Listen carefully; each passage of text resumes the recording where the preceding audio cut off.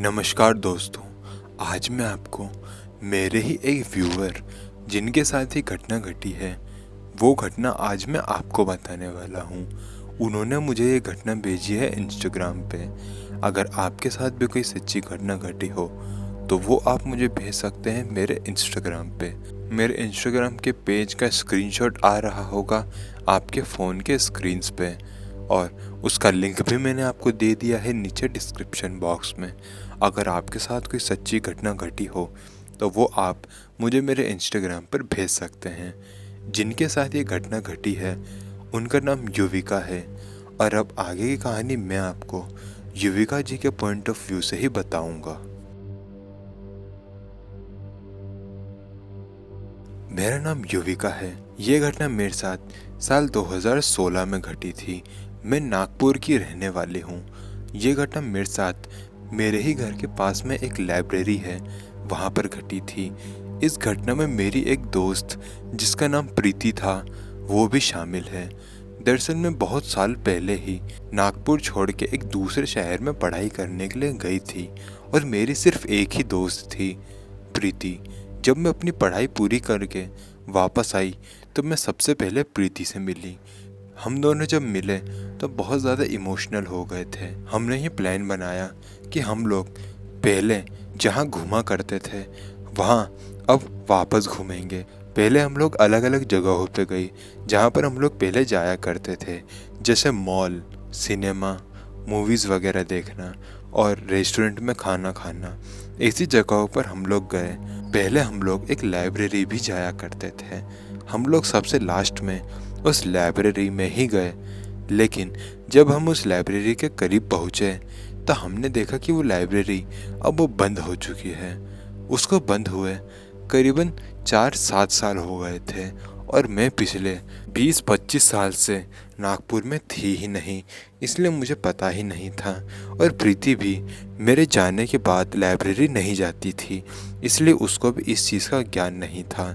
खैर, फिर हम लोग अपसेट हो गए और हम लोग अपने अपने घर जा ही रहे थे। तभी प्रीति ने कहा, अगर ये लाइब्रेरी बंद है तो इसका गेट खुला हुआ क्यों है। प्रीति ने उसका गेट खुला हुआ देख लिया था। जब हम दोनों उस गेट से लाइब्रेरी के अंदर एंटर हुए तो हमने एक ऐसा दृश्य देखा जिसको देखकर हम दोनों डर से एकदम कांप गए थे।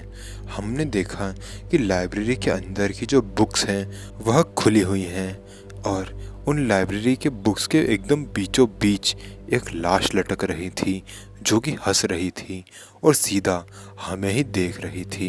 इस दृश्य को देखकर ऐसा लग रहा था कि उस लाइब्रेरी में सालों के बीच में ही कुछ ऐसा हुआ है जिसके बारे में हमें नहीं पता। उस लाइब्रेरी के आसपास कोई भी नज़र नहीं आ रहा था और नज़र क्यों नहीं आ रहा था ये भी अब हमें समझ में आ गया था, क्योंकि वहाँ के लोग ये बात जानते थे कि वह लाइब्रेरी हॉन्टेड है, इसलिए वहाँ कोई नहीं आता था। लेकिन हम इस बात से अनजान थे और अब हमने उस दृश्य को देख लिया था जिससे हम लोग बहुत ज़्यादा डर गए और डर कर हम लोग मेरे घर चले गए। घर जाकर हमने ये सारी बात हमारे घर वालों को बताई।